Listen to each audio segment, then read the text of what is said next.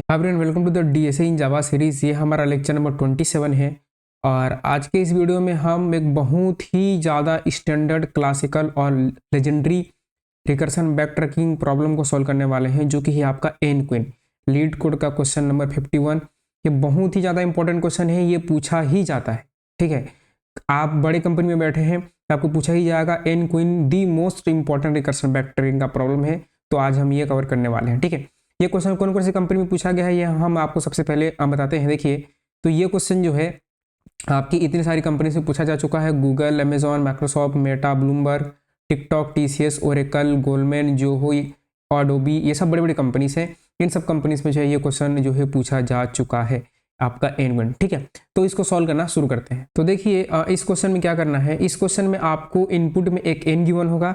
N यानी कि number of queen's, यानी कि आपके 4 क्वीन होंगे, 5 क्वीन होंगे और 2D अरे में आपको आंसर रिटर्न करना है। ठीक है, तो इसके लिए आपको चेस की नॉलेज होने की आवश्यकता नहीं है। आप बिना चेस बोर्ड का नॉलेज किए आप जो है इस क्वेश्चन को सॉल्व कर सकते हो। कोई भी चेस की नॉलेज की आवश्यकता नहीं है। ठीक है, एक बात याद रखिएगा, जो क्वीन होती है चेस बोर्ड में मल्टीपल आपके एलिमेंट्स होते हैं, तो जो क्वीन होती है वो क्वीन क्या करती है, वो लेफ्ट में वार करती है। वो जो है लेफ्ट में वार करती है, क्वीन लेफ्ट में वार करती है, राइट में वार करती है, अप, आपका डाउन और डायगोनली सारे तरफ जो है वो जो है प्रकार से 8 प्रकार से वो वार करती है। ठीक है, तो आपको ऐसे 4 क्वींस को प्लेस करना है। आपके पास जो है टोटल 4 क्वीन है। अगर n बराबर 4 गिवन है तो 4 क्वीन है कि आपका Q1, Q2, आपका Q3, आपका Q4। ठीक है, इन 4 क्वींस को इस चेस बोर्ड में ऐसे प्लेस करना है कि 2 क्वीन आपस में लड़ाई ना करें, झगड़ा ना करें, एक दूसरे को क्लैश ना करें। ठीक है, तो जो आपका क्वीन है वो कहाँ वार करेगा, जैसे कि आपने क्वीन को यहाँ रखा तो ये इधर भी वार करेगी, ये इधर वार करेगी और ये आपका डायगोनली भी ऐसे करके वो वार करेगी। ठीक है, तो इन प्लेसेस पर मैं दूसरा क्वीन को नहीं रख पाऊंगा क्योंकि यहाँ पर ऑलरेडी एक क्वीन है। तो ये अगर यहाँ दूसरा क्वीन रख दिया तो ये इसको मार देगी। ठीक है, तो जो आपका क्वीन है वो क्वीन कहाँ कहाँ वार करेगी, वो क्वीन जो है आपकी जो क्वीन है वो क्वीन आपका जो है राइट में वार करती है, वो क्वीन आपका लेफ्ट में वार करती है, डाउन वार करती है, अप वार करती है और आपका डायगोनली सारे के सारे डायगोनल में आपका वार करती है। ठीक है, तो ये इसके क्वीन के हैं, यानी कि यहाँ पर अगर आप कोई दूसरे क्वीन को रख दोगे तो मार देगी, मर जाएगा वो। लेकिन हमें ऐसा अरेंजमेंट करना है कि 2 क्वीन आपस में कभी भी क्लैश ना करें, हम कोई भी क्वीन आपस में मरना नहीं चाहिए। ठीक है, तो 4 क्वीन है, 4 क्वीन को इस चेस बोर्ड में प्लेस करना शुरू करते हैं। देखिए, तो आपको क्या करना है, आपको जो है सबसे पहले रो 1 रो 2 से स्टार्ट करना है। ठीक है, रो 1 से स्टार्ट करना है, फिर उसके बाद जो है आप रो 2 में जाएंगे। ठीक है, तो यहाँ पर मैं क्या करूंगा, यहाँ पर पहले मैं एक क्वीन को लिया। ठीक है, तो मैं एक क्वीन में Q1 को लेता हूँ, तो मैंने Q1 को यहाँ रखा और Q1 को रखने के पहले मुझे देखना पड़ेगा कि क्या इस रो में कोई ऑलरेडी क्वीन है, इस कॉलम में कोई ऑलरेडी क्वीन है या इसके डायगोनल में कोई ऑलरेडी क्वीन है। तो ये पूरा ब्लैंक है, तो यहाँ पर मैं Q1 को रख सकता हूँ। तो मैंने क्या किया, यहाँ पर मैंने Q1 को रख दिया। ठीक है, तो एक रो में एक क्वीन आएगी, एक रो में एक क्वीन, एक कॉलम में एक क्वीन। क्यों, क्योंकि अगर आप यहाँ पर एक और क्वीन को रखोगे तो ये मार देगी, ये दोनों आपस में मर जाएंगे। एक कॉलम में रखोगे तो वो भी मार देगी, मर जाएंगे, और डायगोनल में रखोगे तो भी मार देगी, मर जाएंगे। ठीक है, दूसरे क्वीन की बारी आती है। हमारा एक क्वीन जो प्लेस हो चुकी है, अब Q2 को प्लेस करते हैं। तो जब हम Q2 को प्लेस करेंगे तो मैं अब Q2 को प्लेस करूंगा, यहाँ नहीं रख सकता। क्यों, अगर यहाँ रखा तो ये मार देगी, यानी कि यह वाला वैलिड सेल नहीं रहा। अगर Q2 को यहाँ रखा तो ये मार देगी, ये भी वैलिड सेल नहीं रहा। यहाँ रख के देखते हैं Q2 को, यहाँ पर मैंने Q2 को रखा। जब मैं अपना Q2 को इस प्लेस पर रखा तो ये नहीं मार पाएगी, ये जो है आपका ऐसे डायगोनली चली जाएगी, यानी कि ये वाला बच जाएगा। तो यहाँ पर मैं Q2 को रख सकता हूँ। तो अभी जो है मेरे 2 क्वीन जो है प्लेस हो गए।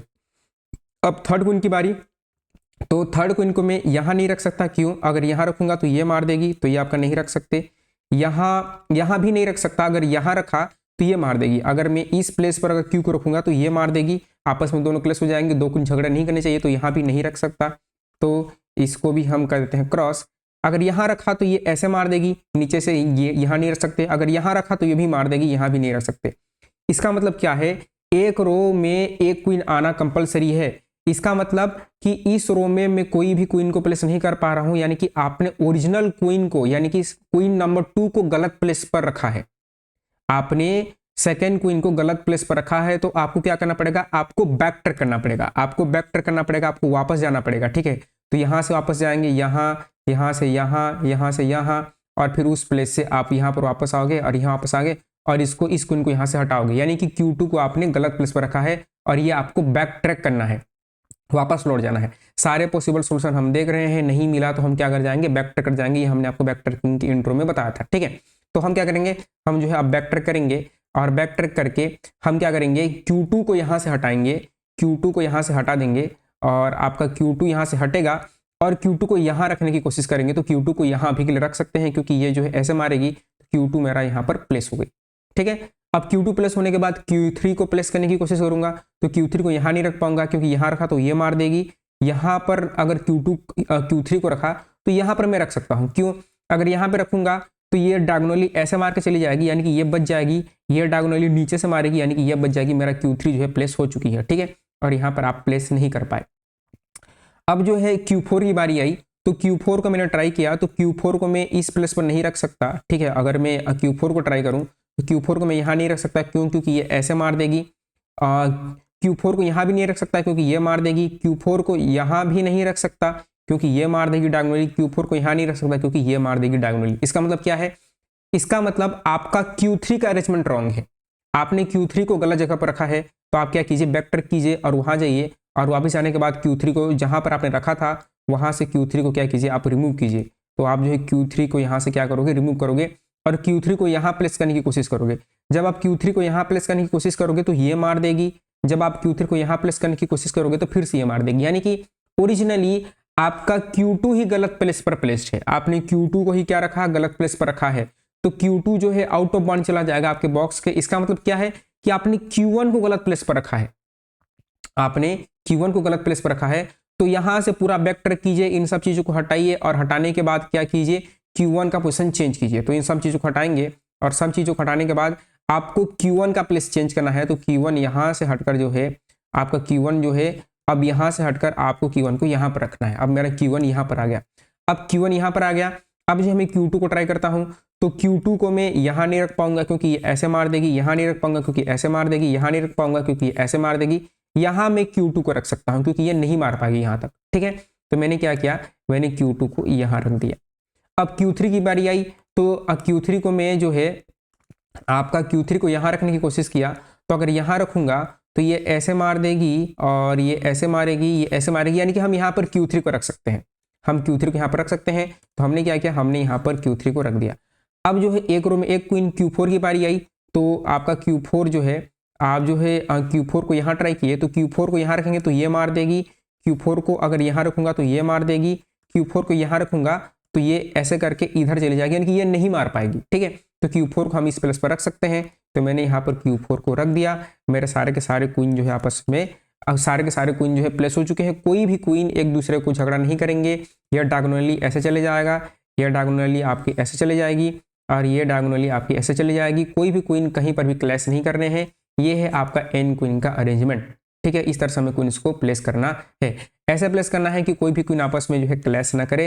अगर n बराबर 4 है तो 4 क्वीन, अगर n बराबर 5 है तो 5 क्वीन, केवल आपको n गिवन होगा, ठीक है। तो देखिए हम इसका कोड लिखना शुरू करते हैं। तो इसके 4 स्टेप हैं, उन 4 स्टेप के साथ जो है हम कोड लिखेंगे और हम स्टेप बाय स्टेप समझेंगे कि जो है हम जो है क्या क्या चीज़ें कर सकते हैं। और जैसे मैं कमेंट लिख रहा हूँ आप भी मेरे साथ कमेंट लिखते जाइए, तभी समझ में आएगा, ठीक है। तो आपको इनपुट में केवल एक n गिवन होगा, ये चेस बोर्ड ये सब चीज़ें आपको बनाना है, ठीक है। तो सबसे पहले हमें 2D आंसर चाहिए। तो मैं क्या करूँगा, यहाँ से आपका जो है इसको कॉपी करेंगे और 2D आंसर चाहिए। तो यहाँ से इसको कॉपी करके हम क्या करेंगे, पहले एक आंसर बना लेंगे। तो इसको मैं थोड़ा सा बड़ा कर लूँगा ताकि प्रॉपर दिखे और यहाँ पर इसको पेस्ट कर दिया और यहाँ पर रेस बनाया और रेस में आपका न्यू एरे लिस्ट और न्यू एरे लिस्ट इस तरह से, ठीक है कर दिया। अब क्या करेंगे, स्टेप नंबर 1। तो यहाँ पर आपको स्टेप नंबर 1 करना है और स्टेप नंबर 1 क्या होगा आपका, स्टेप नंबर 1 होगा आपका क्रिएट 2D आंसर, ठीक है। तो यहाँ पर करना है आपको क्रिएट आपका 2D बोर्ड, ठीक है। सबसे पहले आप बोर्ड बनाएंगे, ये जो यहाँ पर है बोर्ड आपको बनाना पड़ेगा। तो वो आपका स्टेप नंबर 1 है। तो यहाँ पर क्या करेंगे, ये आपका कैरेक्टर का बोर्ड है तो कैर और कैर इस तरह से आप करेंगे बोर्ड और बोर्ड के बाद न्यू कैर, आपका न्यू कैर इस तरह से। और इसका साइज क्या होगा, n क्रॉस n। n कहाँ से आया, n यानी कि आपको गिवन है, देखिए यहाँ पर पैरामीटर में आपको n गिवन है तो यहाँ से n आया, ठीक है। अब जो है सारे बोर्ड के एलिमेंट्स को डॉट से फिल करना है। देखिए यहाँ पर डॉट डॉट डॉट डॉट आ रहे हैं तो सबको डॉट से फिल करना है। तो फॉर के अंदर फॉर चलाएंगे, तो यहाँ पर जो है फॉर चलाएंगे और इंट i बराबर 0, i और आई लेस देन कहाँ से स्टार्ट होगा, आई जीरो स्टार्ट होगा, आई लेस देन एन तक चलेगा, आई प्लस प्लस, फिर एक और लूप चलेगा और इंट इंट आपका जे, और जे कहाँ स्टार्ट होगा, जीरो स्टार्ट होगा, और जे लेस देन कहाँ तक जाएगा, जे लेस देन एन तक जाएगा, और आपका जे प्लस पर, ठीक है। और यहाँ पर बोर्ड, और बोर्ड आई जे में हम क्या करेंगे, बोर्ड आई जे में हम जो है पुट कर देंगे आपका डॉट, है ना, यानी कि सारे के सारे जो सेल्स हैं, सारे के सारे 2D एरे के सेल्स हैं, वो सब डॉट डॉट से इनिशियलाइज हो जाएंगे, राइट। अब इसके बाद मेरा फंक्शन रहेगा जो कि होगा आपका स्टेप टू प्लेस क्वींस, या फिर सिंपल इसको मैं लिख रहा हूँ प्लेस क्वींस, आपका प्लेस क्वींस। तो प्लेस क्वींस नाम से फंक्शन रहेगा। तो इस फंक्शन में सारा का सारा कोड लिखेंगे जिससे हम क्वीन को प्लेस करेंगे। तो इसका नाम भी मैंने प्लेस क्वींस दे दिया। और सबसे पहले मैं रो पास करूंगा, क्योंकि आप क्वीन को कहाँ प्लेस कर रहे हो, देखो आप जो है क्वीन को रो में प्लेस करो। This is your row number 0, ये आपका जो है रो नंबर 0 है, 1 है, 2 है, 3 है। तो आप रो में प्लेस कर रहे हैं। तो सबसे पहले मैं इस रो में ट्राई करूंगा, फिर इस रो में जाऊंगा, फिर इस रो में जाऊंगा, फिर इस रो में जाऊंगा, यानी कि मुझे रो चाहिए। रो कहाँ स्टार्ट होगा, रो ऑल स्टार्ट फ्रॉम 0, तो यहाँ पर 0 पास किया। और ये बोर्ड चाहिए मुझे, तो बोर्ड दे दिया, BORD बोर्ड दे दिया। बोर्ड के बाद क्या दे दिया, ये रिजल्ट दे दिया जिसमें सारे के सारे आंसर रखने वाला हूँ, ठीक है, ये दे दिया। अब ये देने के बाद जो है आप आंसर को रिटर्न कर दोगे, तो रिटर्न क्या करेंगे, रेस, ठीक है। ये इतना हमने कर दिया। अब इस फंक्शन को बनाना है हमें, ये फंक्शन को हमें क्या करना है, इस फंक्शन को हमें बनाना है। तो यहाँ से इसको कॉपी किया है, ये प्लेस होगा, ठीक है, PLACE, ठीक है, PLAC प्लेस क्वींस, ठीक है। तो ये आपका प्लेस क्वीन नाम से फंक्शन होगा, ठीक है। तो यहाँ से इसको कॉपी करेंगे और ये हमारा स्टेप नंबर 2 होगा। और स्टेप नंबर 2 क्या होगा, स्टेप नंबर 2 होगा प्लेस क्वीन, आपका प्लेस क्वीन इन आपका वैलिड सेल, आपका वैलिड सेल, ठीक है। तो यहाँ पर फंक्शन का टाइप होगा वॉइड, इसको पेस्ट किया। सबसे पहले क्या आएगा, इंट रो आएगा। रो के बाद जो है आपके पास क्या आएगा, आपके पास कैरेक्टर बोर्ड आएगा, क्योंकि आपने बोर्ड पास किया है, तो केयर, और 2D बोर्ड आएगा, BOARD बोर्ड, और इसको स्पेस दे देते हैं, बोर्ड आएगा। बोर्ड के बाद आपका रिजल्टेंट एरे आएगा, ठीक है, रिजल्ट 2D एरे आएगा। तो यहाँ से इसको कॉपी करेंगे और इस तरह से टाइम बचाओ, इसको पेस्ट कर दो, ठीक है।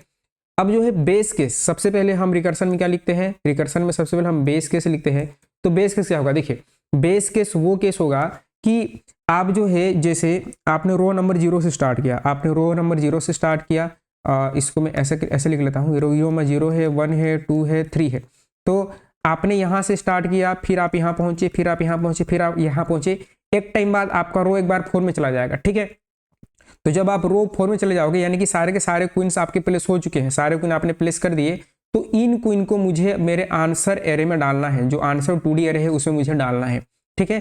तो जब रो मेरे एरे के लेंथ के 2D एरे के लेंथ के इक्वल हो जाए, यानी कि मेरे सारे क्वीन प्लेस हो चुके हैं, अब इसको मुझे जो है 2D एरे में डालना है, तो मेरा बेस केस बनेगा, ठीक है। तो यहाँ पर क्या करेंगे, यहाँ पर जो है आप बेस केस करेंगे, और बेस केस क्या करेंगे, इफ यदि हमारा रो जो है इक्वल टू आपके बोर्ड डॉट लेंथ के बराबर पहुंच जाए, तो उस केस में क्या करो, उस केस में res dot add, result dot add क्या करेंगे, ये आपने 2D कैरेक्टर एरे लिया है, आपका बोर्ड 2D कैरेक्टर एरे है, उस 2D कैरेक्टर एरे को आपको स्ट्रिंग लिस्ट में कन्वर्ट करना है। तो यहाँ पर एक मैं कंस्ट्रक्ट बोर्ड नाम से फंक्शन बनाऊंगा बाद में।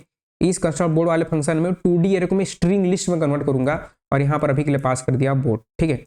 ये फंक्शन हम बाद में बनाएंगे, और यहाँ से हम क्या कर जाएंगे, रिटर्न कर जाएंगे, ठीक है।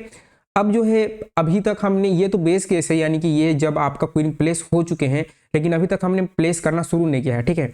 तो यहाँ पर स्टेप नंबर 2 का ए, स्टेप नंबर 2A, और स्टेप नंबर 2A में क्या करेंगे, हम क्वीन को प्लेस करना शुरू करेंगे, ठीक है। स्टार्ट आपका प्लेसिंग क्वीन, आपका स्टार्ट प्लेसिंग आपका क्वींस, तो आपका क्वींस, ठीक है। अब जो है हम क्वींस को प्लेस करना स्टार्ट करेंगे। तो देखिए आपके क्वीन कहाँ प्लेस होते हैं, आप ध्यान दीजिए, ठीक है। मेरे बातों को ध्यान से सुनते जाइए, देखिए मेरे बातों को ध्यान से सुनते जाएंगे तभी समझ में आएगा, ठीक है।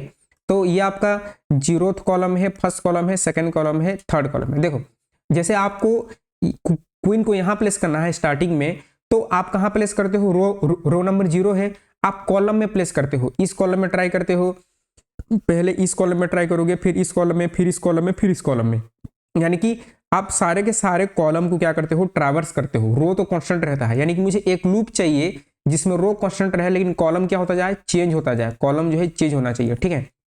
और ये जो है आपका ये 0 column, first column, second column, third column, यानी कि मुझे रो तो ऑलरेडी आ गया है, मुझे कॉलम चाहिए। ये सारे के सारे कॉलम को ट्रैवर्स करना है, क्योंकि मैं एक बार यहाँ क्वीन को रख के देखूंगा, यहाँ देखूंगा, यहाँ देखूंगा, यहाँ देखूंगा, क्योंकि मुझे सारे पॉसिबल आंसर फाइंड आउट करने हैं। तो यहाँ से एक फॉर लूप लूंगा और फॉर आपका इंट जो है कॉलम, और कॉलम कहाँ से स्टार्ट होगा, 0 स्टार्ट होगा, और कॉलम लेस देन कहाँ तक जाएगा आपका, कॉलम लेस देन आपका बोर्ड डॉट लेंथ, तो बोर्ड डॉट लेंथ तक जाएगा, ठीक है, LENGTH बोर्ड डॉट लेंथ, और आपका कॉलम प्लस प्लस, ठीक है। अब जो है सबसे मोस्ट इंपॉर्टेंट, ठीक है, आपका verify the cell, verify the cell. देखो आप ऐसे ही अपने मन से क्वीन को नहीं प्लेस करोगे, इसको याद रखिएगा, क्वीन को आप ऐसे ही अपने मन से प्लेस नहीं करोगे, ठीक है। जैसे यहाँ पर जो है आपका बोर्ड है, तो जैसे यहाँ पर मैंने क्या किया, यहाँ बोर्ड बनाया, और जो है तो मैं क्या करूँगा, इसको यहाँ से देखिए, इसको मैं यहाँ से कॉपी कर लिया, ठीक है, ध्यान से देखिएगा, जो अभी बताने वाला हूँ बहुत इंपॉर्टेंट, ठीक है, बहुत ज़्यादा इंपॉर्टेंट है। यहाँ से इसको किया कॉपी, और कॉपी करने के बाद जो है यहाँ पर मैंने पेस्ट कर दिया, ठीक है, यहाँ मैंने पेस्ट कर दिया, ये मेरा बोर्ड है। और पेस्ट करने के बाद अभी के लिए मेरे पास मान लीजिए कुछ भी नहीं है, कोई क्वीन प्लेस नहीं है, ठीक है, कोई भी अभी मेरे पास कुछ भी नहीं है, पूरा ब्लैंक है, एवरीथिंग इज ब्लैंक, ठीक है।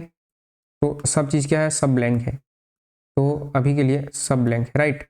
अब जो है आपको क्वीन को प्लेस करना है, आपके पास एक क्वीन है, उसको प्लेस करना है, तो आप जो है डायरेक्टली यहां पर प्लेस नहीं करोगे, पहले इस सेल को आपको चेक करना पड़ेगा कि ये वैलिड सेल है कि नहीं, कि क्या इसके इधर कोई क्वीन आ रहा है, क्या इधर कोई क्वीन आ रहा है, या फिर इसके डायगोनल में कोई क्वीन ऑलरेडी तो नहीं है। यदि ये तीनों कंडीशन, चारों कंडीशन हो जाते हैं ट्रू, जैसे कि मुझे यहाँ पर चेक करना है कि ये वैलिड सेल है कि नहीं, तो इसके इधर कोई क्वीन नहीं आनी चाहिए, इधर कोई क्वीन नहीं आनी चाहिए, इधर कोई क्वीन नहीं आनी चाहिए, इधर भी कोई क्वीन नहीं आनी चाहिए, इसके डायगोनल में नहीं आनी चाहिए, यहाँ भी कोई क्वीन नहीं आनी चाहिए, और इधर भी कोई क्वीन नहीं आनी चाहिए, इधर भी कोई भी प्रकार की क्वीन नहीं आनी चाहिए, तभी ये सेल जाकर वैलिड सेल होगा, यहाँ पर मैं क्वीन को रख पाऊंगा। तो मुझे ये चेक करना पड़ेगा, हर पर्टिकुलर सेल को आपको चेक करना पड़ेगा कि वो वैलिड सेल है कि नहीं। आपके पास जो है n बराबर 4 है, यानी कि 4 क्रॉस 4 16 सेल बनेंगे, तो आपको एक एक सेल को चेक करना पड़ेगा कि ये सेल मेरे लिए वैलिड है कि नहीं।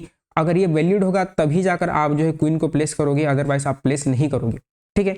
तो ये फंक्शन बनाना सबसे इंपॉर्टेंट है, और यही इंटरव्यूअर आपसे देखना चाहता है कि आप इज वैलिड का फंक्शन कैसे बनाते हैं। Is valid cell, is valid cell, अगर ये वैलिड सेल ट्रू आता है, ठीक है, ट्रू आएगा तभी मैं क्वीन को प्लेस करूंगा। तो यहाँ पर सबसे पहले बोर्ड पास करूंगा, ऑब्वियस सी बात है, बोर्ड तो चाहिए, फिर रो पास करूंगा, और क्या पास करूंगा, कॉलम पास करूंगा, क्योंकि इस सेल को मैं कैसे एक्सेस करूंगा, मुझे रो चाहिए, कॉलम चाहिए और बोर्ड चाहिए, राइट है। अगर ये ट्रू आ गया, इक्वल टू ट्रू लिखने की जरूरत नहीं है, तो क्या करेंगे, आप क्वीन को प्लेस करेंगे। तो आप क्या करेंगे, प्लेस क्वीन, आप क्वीन को प्लेस कर दोगे, और क्वीन को प्लेस करने के लिए क्या लिखना होता है, बोर्ड, और बोर्ड रो, और बोर्ड रो कॉलम में आप सिंपली क्या कर दो, आप इस तरह से क्वीन को प्लेस कर दो, राइट। ये हमने क्वीन को प्लेस कर दिया। अब जो है आप जो है प्लेस रिमेनिंग क्वींस, यहाँ से आगे की क्वीन को भी आप प्लेस करेंगे, प्लेस आपका रिमेनिंग आपका क्वींस, तो प्लेस रिमेनिंग क्वींस, इस तरह से कमेंट लिखते जाना जरूरी है ताकि आपको याद रहे, ठीक है। अब जैसे कि आपने यहाँ पर एक क्वीन को प्लेस कर दिया, आपने यहाँ पर एक क्वीन को प्लेस कर दिया, अब दूसरे क्वीन को भी तो इस यहाँ पर प्लेस करने को ट्राई करोगे, तो जब मैं यहाँ पर प्लेस करूंगा, यानी कि रो की वैल्यू यहाँ से 0 से बढ़कर 1 हो जानी चाहिए, ठीक है। तो बाकी क्वीन को प्लेस करने के लिए मैं क्या करूंगा, मैं रिकर्सिव कॉल लगाऊंगा, और जब जब रिकर्सिव कॉल लगाते हैं 99% केस में केवल इंडेक्स ही इंक्रीज होता है, ये मैं आपको पहले भी बता चुका हूँ। तो हम इस प्लेस क्वीन वाले फंक्शन को दोबारा कॉल करेंगे, यहाँ से इसको कॉल किया, और यहाँ से इसको कॉल करने के बाद यहाँ पर क्या किया, यहाँ पर पेस्ट कर दिया, ठीक है।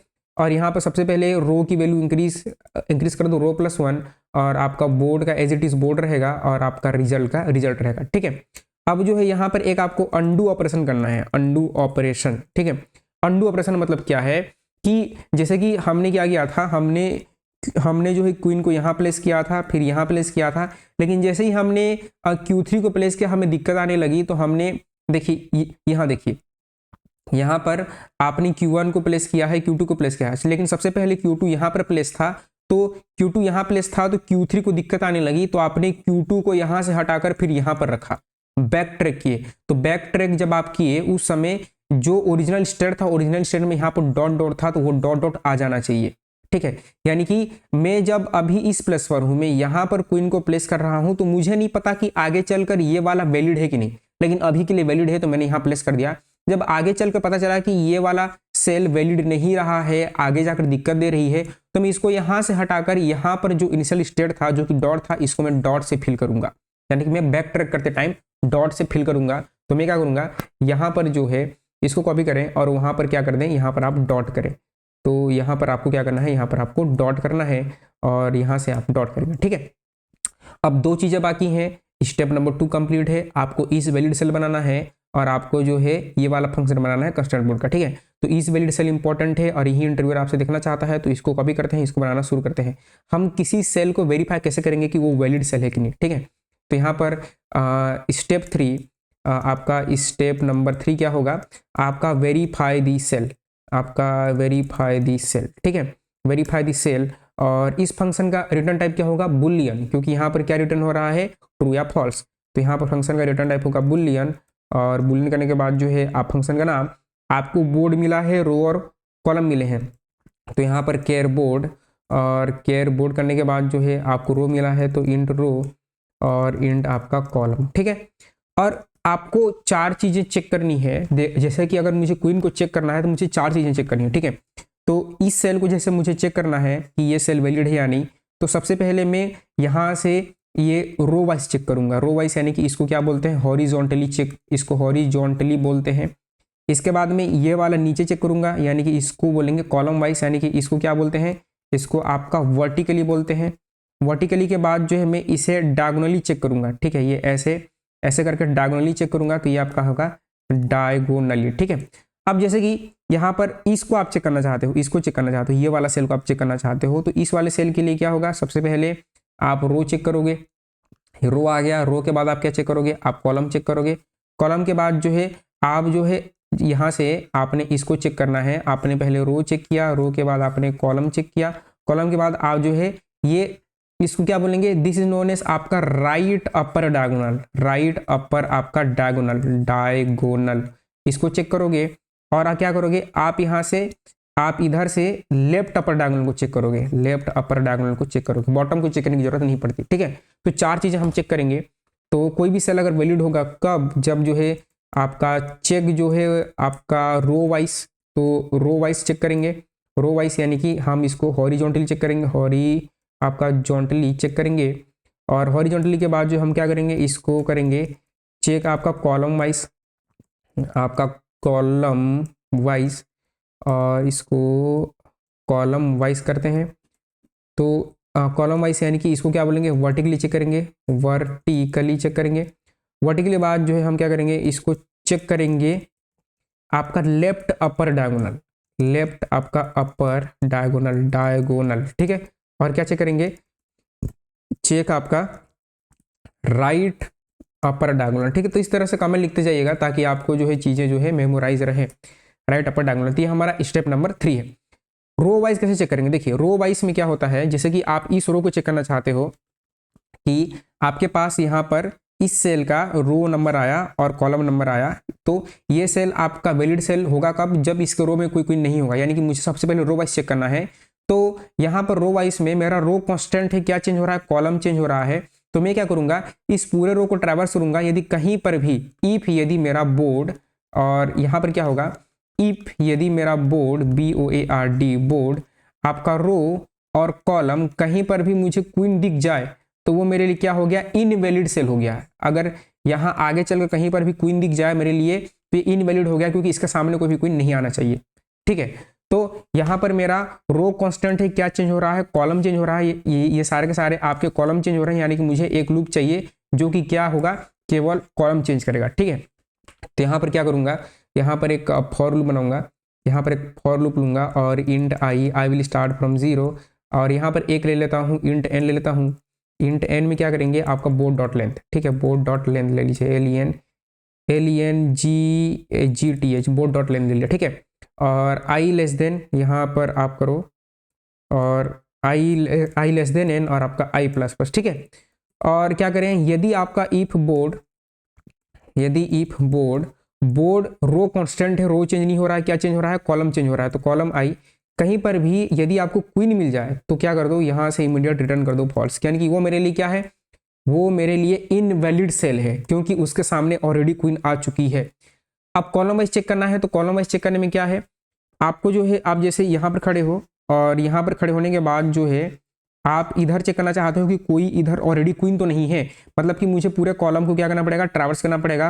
आपका जो है मतलब कि मुझे पूरे रो को ट्रैवर्स करना पड़ेगा, लेकिन मेरा कॉलम क्या है, कांस्टेंट है। इसमें क्या चेंज हो रहा है, रो चेंज हो रहा है, यानी कि मैं लूप में क्या करूंगा, रो को ही चेंज करने वाला हूं, कॉलम मेरा कांस्टेंट रहेगा। ठीक है, तो यहाँ पर फॉर लिया और फॉर लेने के बाद इंट आई और आई में 0 और आई लेस देन कहाँ, आई लेस देन एन और आपका आई प्लस प्लस। और क्या होगा, यदि बोर्ड और बोर्ड इस बारी रो चेंज हो रहा है, यानी कि रो को पहले लिखते हैं आई और आपका कॉलम, यानी कि यहाँ पर कॉलम कहीं पर भी अगर गलती से मुझे क्वीन दिख गई, यानी कि वो क्या है मेरे लिए इनवैलिड है, तो रिटर्न फॉल्स। इनवैलिड है यानी कि रिटर्न फॉल्स कर दिया। ठीक है, अब जो है आपके बाद अब जो है हम चेक करेंगे लेफ्ट अपर डायगोनल। ठीक है, तो यहाँ ध्यान दीजिएगा, ये इंपॉर्टेंट है, इसमें ही सबसे ज्यादा कंफ्यूजन होता है। देखिए अब जैसे कि आप जो है इस बक्से पर हो, आप इसको चेक करना चाहते हो कि ये आपका वैलिड सेल है कि नहीं। ठीक है, अब जो है आपको यहाँ से इसको चेक करते हैं, तो लेफ्ट अपर डायगोनल को चेक करते हैं, तो लेफ्ट अपर डायगोनल ऐसे बनेगा, देखो ये ऐसे जाएगा, लेफ्ट अपर डायगोनल आपका ऐसे जाएगा। ठीक है, तो इसको मैं कुछ ऐसा करता हूँ, देखिए तो मैं इस सेल को चेक करना चाहता हूँ कि ये आपका वैलिड है कि नहीं, इस सेल को चेक करना चाहता हूँ। ठीक है, तो ये सेल है, तो इसका लेफ्ट अपर डायगोनल यानी कि ये डायगोनल ऐसे जाएगा, डायगोनल आपका ऐसे जाएगा, ऑब्वियस बात है। तो इसका एड्रेस क्या है, इसका एड्रेस है 2,2, सेकेंड कॉलम सेकेंड रो। इसका एड्रेस क्या है, इसका एड्रेस है 1,1, यानी कि फर्स्ट रो फर्स्ट कॉलम। इसका एड्रेस क्या है 0,0, यानी कि 0th रो 0 कॉलम। यानी कि जब मैं डायगोनल को चेक करता हूं तो मेरे रोस और कॉलम डिक्रीज हो जाते हैं। जब मैं लेफ्ट अपर डायगोनल, ये क्या है आपका, दिस इज योर आपका लेफ्ट अपर डायगोनल, यदि मैं लेफ्ट अपर डायगोनल को चेक करता हूं तो मेरे रो और कॉलम क्या हो जाते हैं, डिक्रीज हो जाते हैं, और ये कहां तक जाते हैं, 0 तक जाते हैं। ठीक है, तो मैं क्या करूंगा, मैं 2 वेरिएबल लूंगा और 2 वेरिएबल से जो है लेफ्ट अपर डायगोनल के लिए कोड लिखूंगा। देखिए यहाँ पर क्या करेंगे, यहाँ पर फॉर लेंगे और इंट आई कहाँ से स्टार्ट होगा, रो -1 से स्टार्ट होगा। देखो आप इस प्लेस पर थे तो सबसे पहले आपने रो को डिक्रीज किया, रो -1, तो यहाँ पर रो -1 कॉमा आपका जे आपका कॉलम -1। ठीक है, क्योंकि रो कॉलम दोनों चाहिए, 2 वेरिएबल है ना, तो आपका कॉलम कहाँ से हो रहा है, कॉलम -1, आप सेकंड कॉलम पर थे, कहाँ पर आ गए, आप फर्स्ट कॉलम पर आ गए। ठीक है, रो -1 कॉलम -1 आपका जो है आई ग्रेटर देन इक्वल टू 0 तक, एंड आपका जे ग्रेटर देन इक्वल टू 0 तक। क्यों किया, क्योंकि ये जो है 0 तक ही जाएंगे, 0 से बाहर नहीं जाने चाहिए, नहीं तो आउट ऑफ बाउंड एक्सेप्शन आ जाएगा। ठीक है, और आपका क्या होगा, I will be decrease by 1 और आपका जे विल बी डिक्रीज बाय 1। ठीक है, ये हो गया। आप क्या करेंगे, इफ, यहाँ पर इफ करोगे, इफ जो है आपका बोर्ड आई और जे में कहीं पर भी यदि आपको क्वीन मिल गई तो वो क्या है, मेरा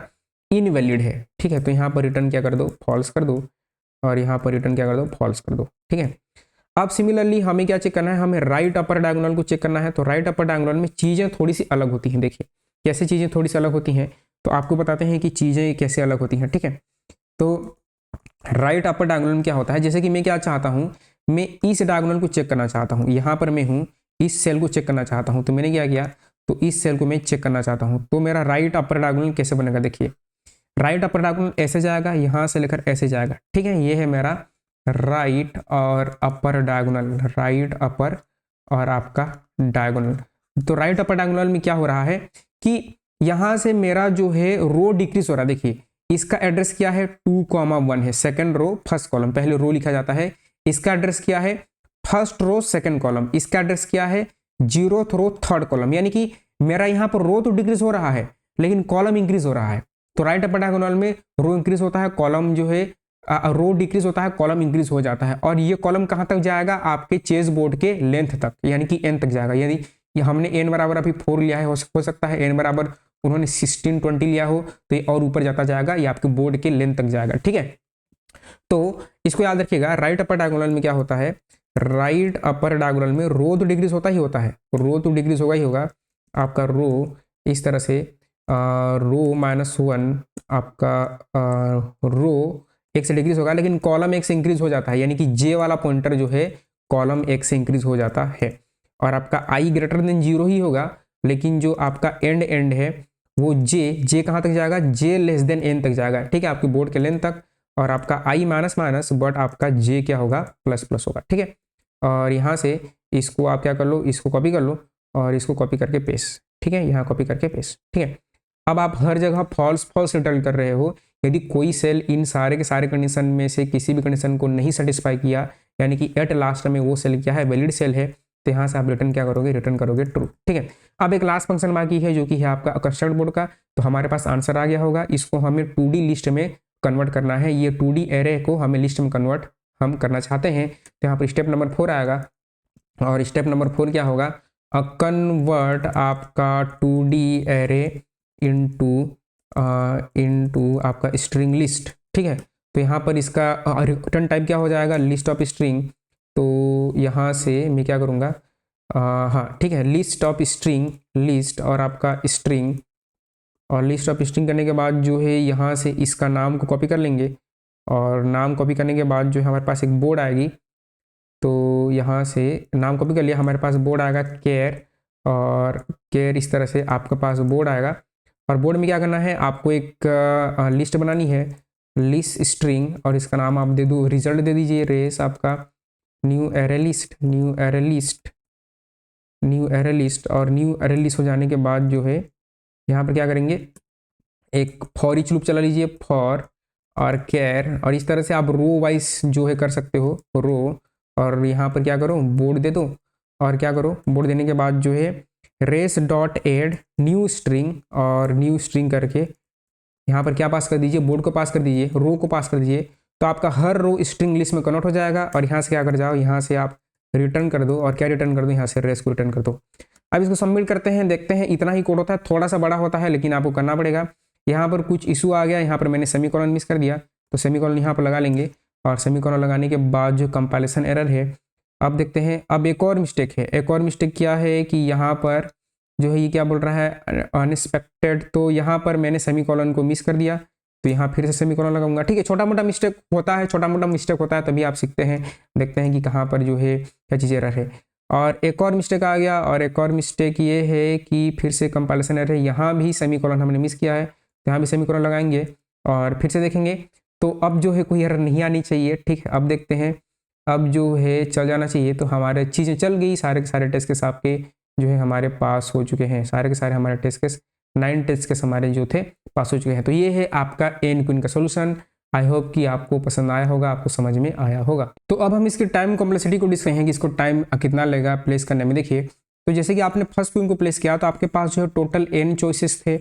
जब आपने सेकंड क्वीन को प्लेस किया तो आप यहाँ पर प्लेस नहीं कर पा रहे हैं, यानी कि आपके पास जो है n-1 चॉइस था। जब आप थर्ड क्वीन को प्लेस करेंगे तो आप यहाँ इस रो में नहीं कर पाओगे, यहाँ नहीं कर पाओगे, यानी कि आपका n-2 चॉइस बचने वाला है। और थर्ड रो के लिए n- आपका 3 चॉइसेस, यानी कि overall n into n-1 into आपका n-2 ये चलता रहेगा कहाँ तक, n के फैक्टोरियल तक। यानी कि मुझे अगर सारे क्वीन को प्लेस करने हैं तो n के फैक्टोरियल टाइम मुझे ग्रिड को ट्रैवर्स करना पड़ेगा। इतने जो है मेरे पास ऑप्शन होंगे, तो टाइम कितना लगेगा, ऑर्डर ऑफ n का फैक्टोरियल। ठीक है, time complexity will be order of आपका big O of n factorial. ठीक है, स्पेस कॉम्प्लेक्सिटी क्या होगी, स्पेस कॉम्प्लेक्सिटी हम जो है 2D एरे यूज कर रहे हैं, तो स्पेस कॉम्प्लेक्सिटी होगी आप बिग O ऑफ आपका n²।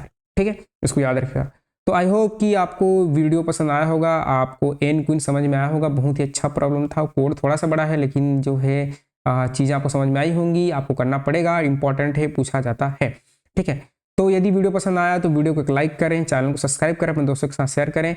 तो आप यहाँ से कोर्सेस में आइए, कोर्सेस में DSA इन जावा का कोर्स मिलेगा, और वहाँ से आप जो है पूरा का पूरा DSA सीख सकते हो। ठीक है, नेक्स्ट क्वेश्चन में हम नेक्स्ट वीडियो में एक और क्वेश्चन करेंगे जो कि होगा K नेटवर्क, वो आपके इस क्वेश्चन का एक्सटेंशन है, तो वो हम सॉल्व करने वाले हैं। तो ये वीडियो देखने के लिए आपका बहुत बहुत धन्यवाद। आप खुश रहिए, आबाद रहिए, मुस्कुराते रहिए। मिलते हैं सीरीज के नेक्स्ट लेक्चर में। Thank you.